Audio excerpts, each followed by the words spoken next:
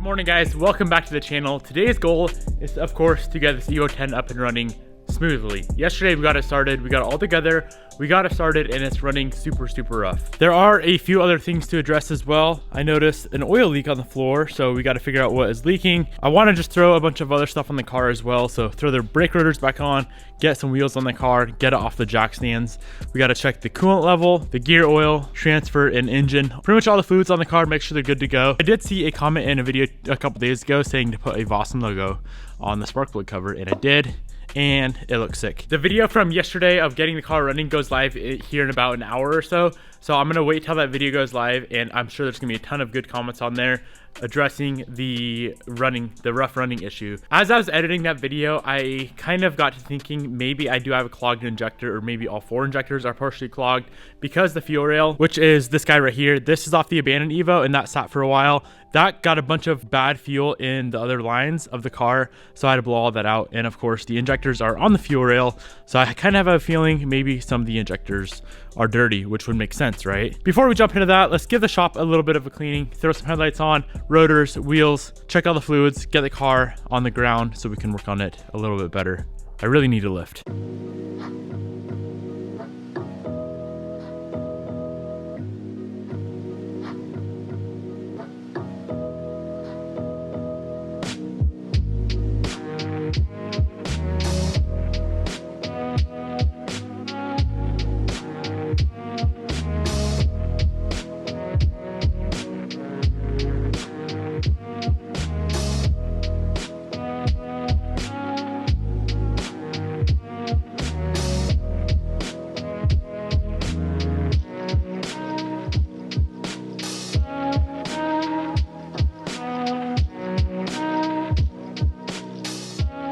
We have the car 100% level, and the reason I did that is so I can properly check the transmission and the transfer case fluids. If it was tilted back in the air like it was before, it would be an inaccurate reading.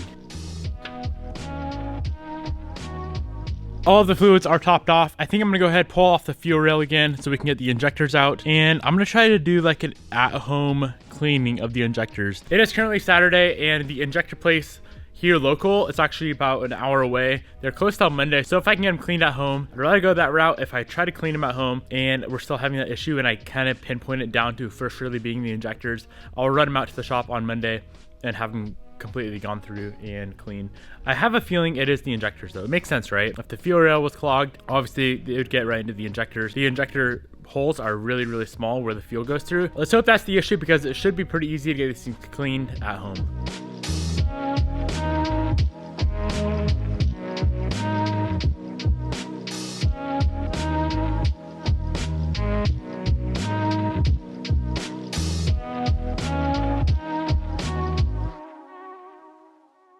So this here is the setup. I got a 12-volt battery with 2 wires that connect right to the injector clip down there. As soon as you touch this wire, it opens up the injector and you can spray the carb cleaner through it.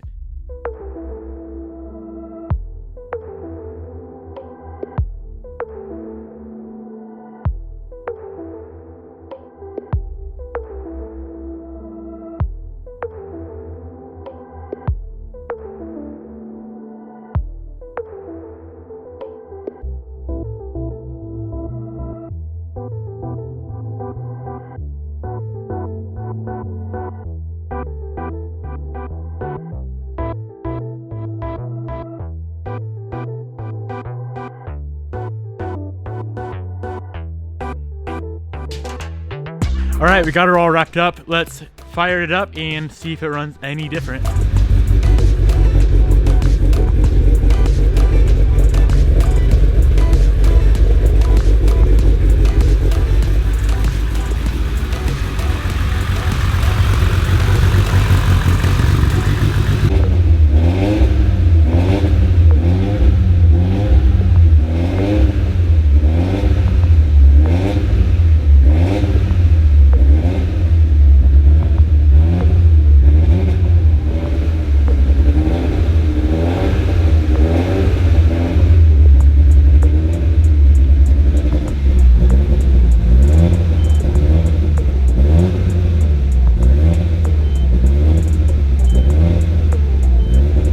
car up and running. It's definitely running a lot better right after I put the injectors in, I forgot to plug in the fuel pressure regulator. So now it's running pretty good. It still could run better. I think it from here just needs a tune. There's definitely something going on with the injectors because now it is idling fine right now.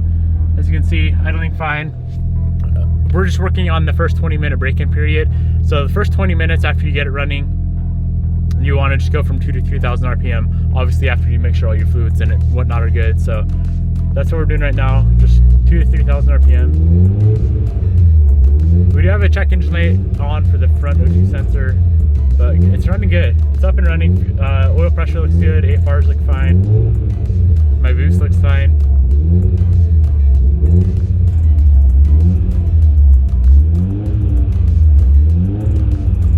This thing is running a million times better. It could still obviously run a little bit better with some tuning work, and I do think I am going to pull the injectors out and get them cleaned professionally just to make sure. Like, I don't want to have problems down the road. Say when we're tuning, I go into high boost and we have like a partially clogged injector that could easily destroy a brand new motor. So I'm gonna pull them out and bring them in Monday. It's Saturday right now. You're probably watching this Sunday, so I'll bring them in Monday, get them professionally cleaned, and then throw them back on the car and hopefully start tuning next week.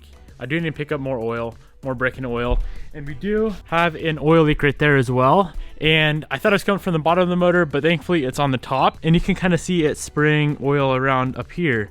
So it's either coming from the valve cover, which is a very easy fix, or this cam sensor right there, which also is a very easy fix. I'm just gonna wait for the motor to cool down.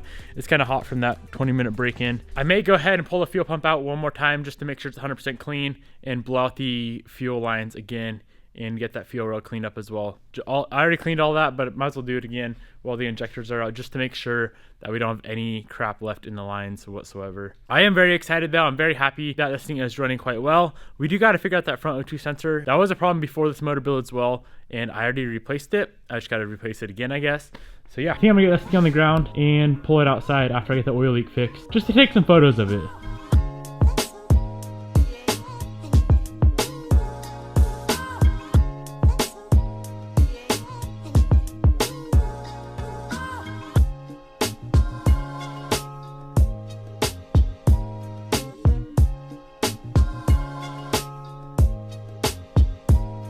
We got the valve cover off, and as you can see all around this back edge, there's oil on the head. And then you come over here to the seal, and it looks like it was not on all the way. Maybe it could have popped off when I just took the valve cover off. Guess we won't know until we put it back on. We got the seal all cleaned up and the head as well. Let's go ahead and slap it back together and fire it up, see if it still leaks.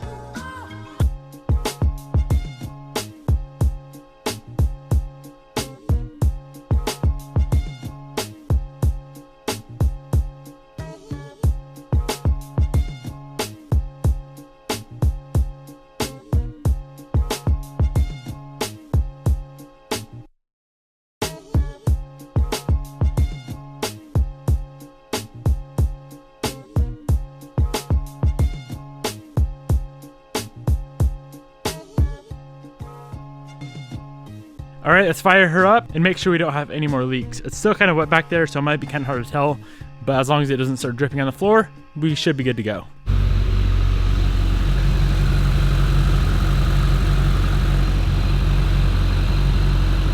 I think we're good. I don't see any leaks, so I think we should be good to go.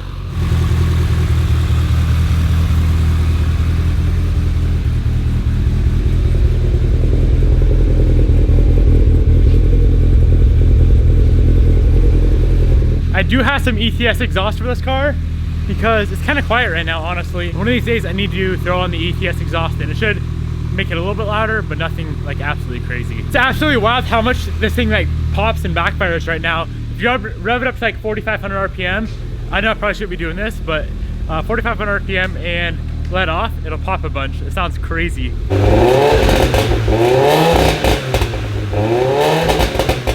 I really want to go drive this car, but I know it's not the right thing to do right now. It's so tempting to just put it on the ground, head out of the shop, and just go drive for like a mile, but it's not really worth risking it. I don't know if all 4 injectors are 100% perfectly clean, because they need to be 100% clean. I don't know if the oil leak is 100% fixed. As far as I know, it is because there's nothing on the ground and it's been sitting for like 30 minutes. So I'm pretty sure we got that oil leak figured out. It was just a valve cover seal. I want to be sure. It's a brand new motor, brand new cams, brand new pistons, brand new everything. And it's not really worth risking it just to go get a pleasureful mile out of it. It is tempting though.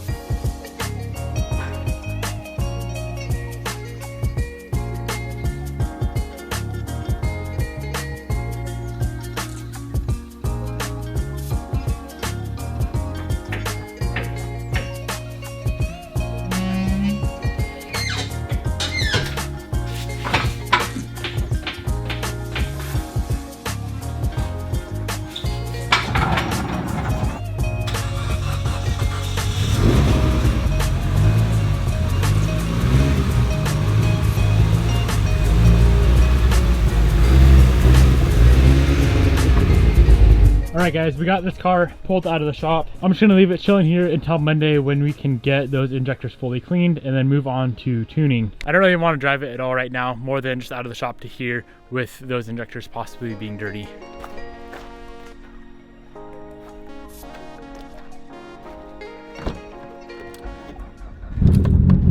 Oof. This car is needing a tiny bit of work. So my AFR gauge has been stuck at 14.8.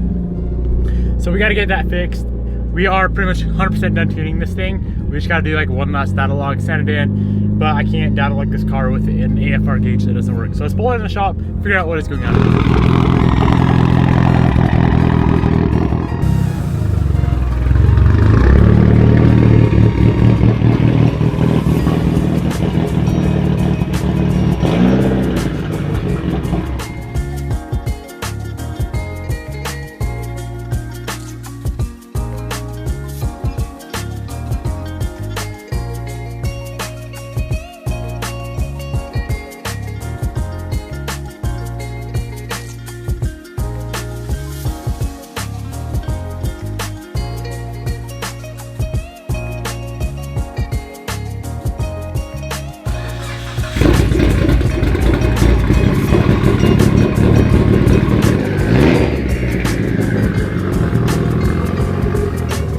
We went ahead and traced the wideband all the way from the sensor on the downpipe to the gauge up here. Everything is connected and looks like it's in good condition. So I think the sensor itself is just went bad over time. Kind of sucks because I was trying to get this thing 100% dialed and tuned today. I'm pretty sure we only have one data log left, and then I'm gonna see if we can add like some two-step or some sort of anti-lag, something cool, some fun noises. I'm sure more automotive could figure something out, something cool to do with this build. I'm gonna go ahead and wrap up today's video right here, guys. We made some really good progress on the Evo 10. Not so much on the Evo 8, but on the Evo 10, we made a lot of good progress. Come Monday, we should get those injectors cleaned, back on the car, and hopefully start with tuning on the Evo 10. We have so many other parts to throw on there as well. New hood, front bumper, rear bumper, a bunch of carbon fiber things, new exhaust, maybe a new wrap. I'm not exactly sure what I want to do with the wrap yet. I don't know if I would just want to unwrap the whole car, redo the half wrap, or maybe just redo the whole car. Drop a comment down below if you have any suggestions. Thank you guys so much for watching. Peace out. I'll see you in the next vlog.